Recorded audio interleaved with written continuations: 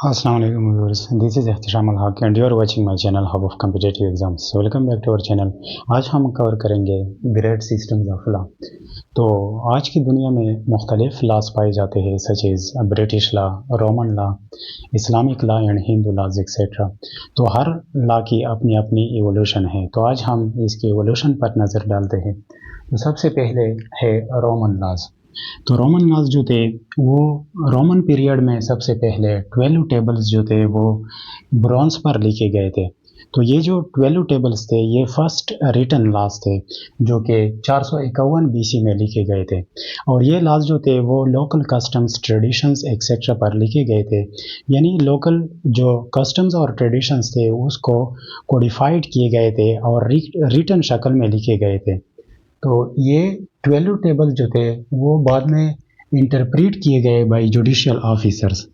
तो judicial officers जो थे वो उन 12 टेबल्स को इंटरप्रेट किया उन्होंने और उनको प्राइटर्स का नाम दिया गया।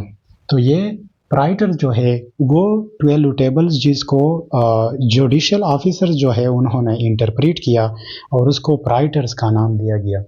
और इसके बाद रोम जो था वो एक्सपेंड हो गया, यानी उसकी पॉपुलेशन भी एक्सपेंड हो गई, टेरिटरी भी, और इस तरह फॉरेनर्स जो थे वो भी सेटल हो गए। तो रोम की अपनी पॉपुलेशंस भी बढ़ गई और इस तरह फॉरेनर्स भी रोमन में जो है वो सेटल हो गए। तो इस तरह नेशनल लॉ का कॉन्सेप्ट आ गया और नेशनल लॉ जो है उसको जस जेंटियम के नाम से याद किया जाता है। तो जस जेंटियम जो है वो नेशनल लॉ का कॉन्सेप्ट जो है उसको जस जेंटियम का नाम दिया गया। तो ये नेशनल लॉज जो थे वो पहले तो रोमन पीरियड में छोटे छोटे सिटी स्टेट्स थे, लेकिन बाद में वो एक्सपेंड हो गए और पॉपुलेशन भी बढ़ गई। तो इस तरह वो नेशनल लॉ का कॉन्सेप्ट आ गया और नेशनल लॉ को जो है वो जस जेंटियम के नाम से याद करते हैं। इसके बाद it give idea to law of nature. तो ये जो नेशनल लॉ था जस जेंटियम, उन्होंने लॉ ऑफ नेचर का कॉन्सेप्ट दिया। तो लॉ ऑफ नेचर जो है वो यूनिवर्सल होता है। यूनिवर्सल का मतलब ये होता है कि वो एक एप्लीकेबल होता है और ऑल पॉपुलेशंस, तो सारे पॉपुलेशंस पर जो है वो एप्लीकेबल होता है, जिसको नेचुरल लॉ भी कह सकते हैं हम और यूनिवर्सल लॉ भी कह सकते हैं।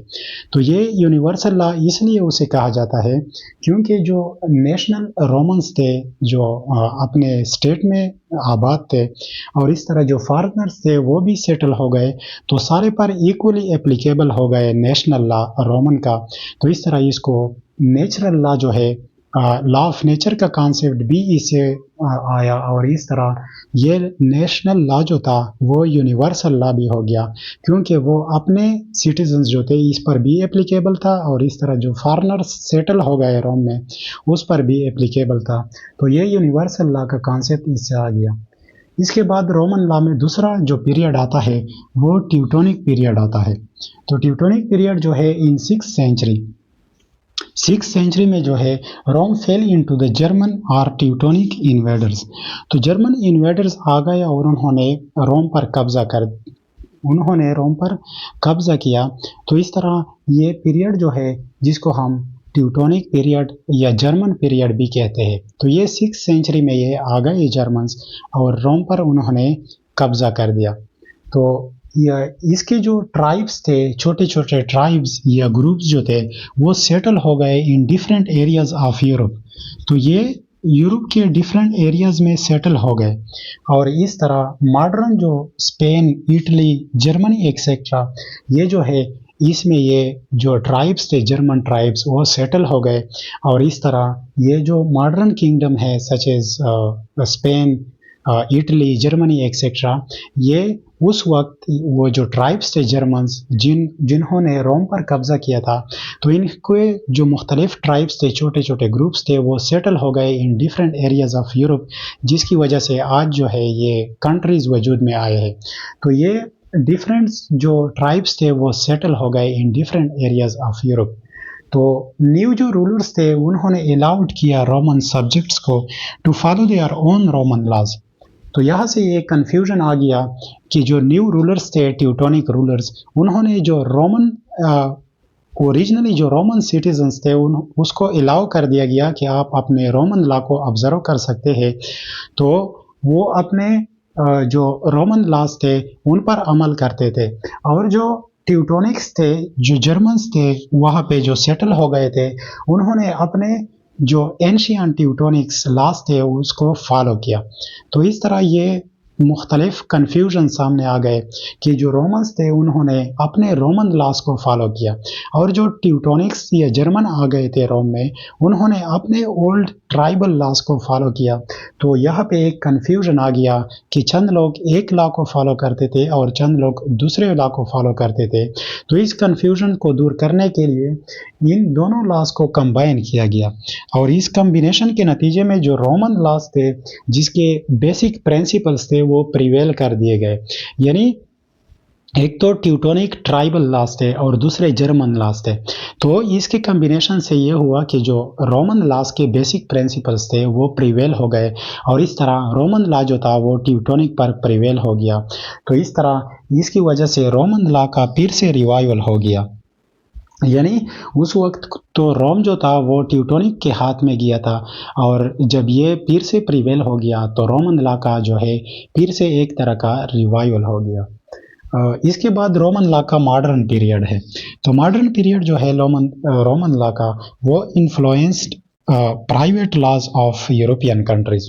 तो जो मॉडर्न पीरियड है इसमें रोमन लॉ ने private laws of different European countries को इन्फ्लुएंस किया, सच एज नेपोलियन कोड्स।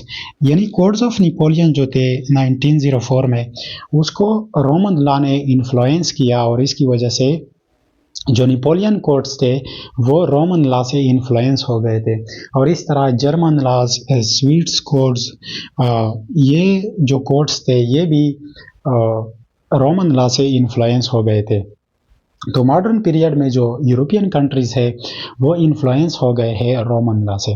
तो रोमन लॉ जो है वो 3 पीरियड पर तकसीम किया गया है। सबसे पहले जो रोमन का अपना पीरियड था जो बीसी से स्टार्ट होता है, इसके बाद ट्यूटोनिक्स आ गए रोमन में जिन्होंने रोम को जो है उस पर कब्जा किया, और इसके बाद मॉडर्न पीरियड है जिसमें भी रोमन लॉज जो थे उन्होंने इन्फ्लुएंस किया डिफरेंट यूरोपियन लॉज को। तो ये रोमन लॉ का एक तरह का इवोल्यूशन है। इसके बाद है ब्रिटिश कॉमन लॉ। तो ब्रिटिश कॉमन लॉ जो है, जजेस जो थे वो decide cases according to local customs. तो इसमें यह हुआ करता था कि जो ब्रिटिश सिस्टम था उसमें जो जजेस थे वो लोकल एरियाज को सेंड किए गए। यानी हर एक एरिया का अपना जज होता था, और वो जज जो था वो मसले मसाइल को अकॉर्डिंग टू लोकल कस्टम्स हल किया करता था। तो जो लोकल कस्टम्स थे उससे जो था वो एक तरह का कॉमन लॉ वजूद में आया। तो जो जजेस थे वो according to local customs cases को हल करते थे, और वो प्रेसिडेंट्स बन जाते थे, and it become a precedents. तो जो नए जजेस थे वो आ जाते थे, और जो पहले जजेस ने जो फैसले दिए थे किसी मसले के हवाले से, तो वही मसला जब दोबारा एराइज हो जाता था तो न्यू जजेस जो थे वो पहले जजेस ने जो फैसले दिए थे इस मसले के हवाले से, तो न्यू जजेस भी उस मसले के हवाले से वही फैसले देते थे। तो ये प्रेसिडेंट्स बन जाता था, और उससे कॉमन लॉ का जो है वो वजूद सामने आ गया। तो कॉमन लॉ जो है वो अनरिटन शक्ल में होता है, और वो जो है लोकल कस्टम से एराइज किया गया है। यानी जो कॉमन लॉ है वो डेवलप्ड हो गया है फ्रॉम लोकल कस्टम्स। तो जब कॉमन लॉ की वजह से इनजस्टिस का सामना करना पड़ा किसी इंडिविजुअल को, यानी जब जज कॉमन लॉ के हवाले से कोई केस को डील करता था और इसके बुनियाद पर जजमेंट देता था कॉमन लॉ के बुनियाद पर, तो इस वजह से कभी कभार इनजस्टिस सामने आ जाता था, इंडिविजुअल के साथ ज़्यादती हो जाती थी। तो ये इंडिविजुअल जो था वो अपील करता था किंग को। तो किंग जो था उस टाइम फाउंटेन ऑफ जस्टिस था ब्रिटिश सिस्टम में। तो किंग जो था वो केस रिफ़र करता था लॉर्ड चांसलर को। लॉर्ड चांसलर जो है हाउस ऑफ लॉर्ड्स में जो लॉ लॉर्ड्स हुआ करते थे, पहले लॉ लॉर्ड्स थे जो कि सुप्रीम कोर्ट की तरह वो काम करते थे। और 2009 में जो है ब्रिटिश का सुप्रीम कोर्ट सामने आ गया, तो लॉ लॉर्ड्स जो थे उसकी हैसियत ख़त्म हो गई। तो अभी उस लॉ लॉर्ड्स में जो सबसे बड़ा लॉर्ड था उसको हम लॉर्ड चांसलर के नाम से याद करते थे।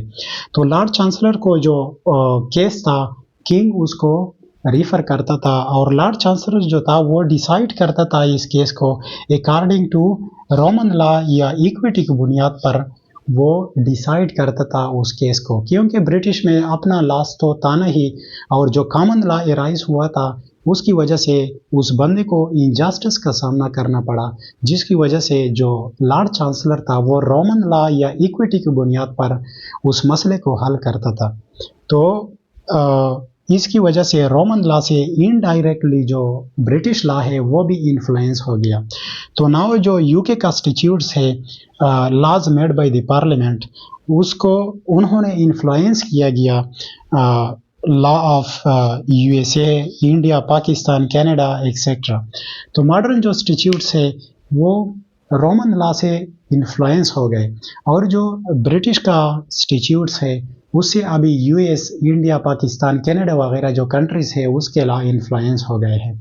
तो ब्रिटिश का जो कॉमन लॉ है वो इस तरह इन्फ्लुएंस हो गया है रोमन लॉ से, और अभी जो स्टिट्यूट्स है उससे डिफरेंट कंट्रीज इन्फ्लुएंस हो गए हैं। इसके बाद है हिंदू लॉ। तो हिंदू लॉ जो है अर्लीस्ट कोड जो थे हिंदू लॉ का कंपाइल्ड बाय मानो। तो मानो जो था उन्होंने जो हिंदू लॉस था उसको कंपाइल्ड किया, और इस तरह फ्रॉम हिंदूज शास्त्र, जो हिंदू शास्त्र था जिसको डिवाइन रिवेलेशंस भी मानते हैं हिंदू, उससे मानो ने जो है वो लॉस को कंपाइल किए जिसको वो हिंदू लॉज मानते हैं। तो लेटर जो थे वो डिवेलप्ड बाय ब्राह्मण कमेंटेटर्स। तो लेटर्स जो है ब्राह्मण कमेंटेटर्स आ गए और उन्होंने उस लॉ को फर्दर डिवेलप किया जो मानो ने कंपाइल किया था फ्रॉम शास्त्र। तो उसको अगेन जो ब्राह्मण कमेंटेटर से उन्होंने डेवलप किया, और इसकी वजह से टू लॉज सामने आ गए, two schools of Hindus jurisprudence. Number first जो है मीटास्क्राका और दूसरा जो है डायाबागा।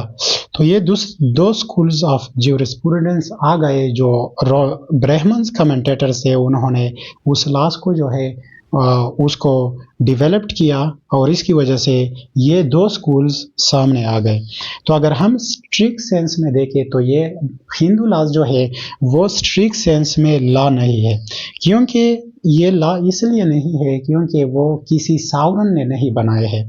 तो इसमें कोई सॉवरेन का वजूद नहीं है, इसलिए इसको हम स्ट्रिक्ट सेंस में लॉ नहीं मानते, और इस तरह इसको हम रिलीजियस इन नेचर मान सकते हैं।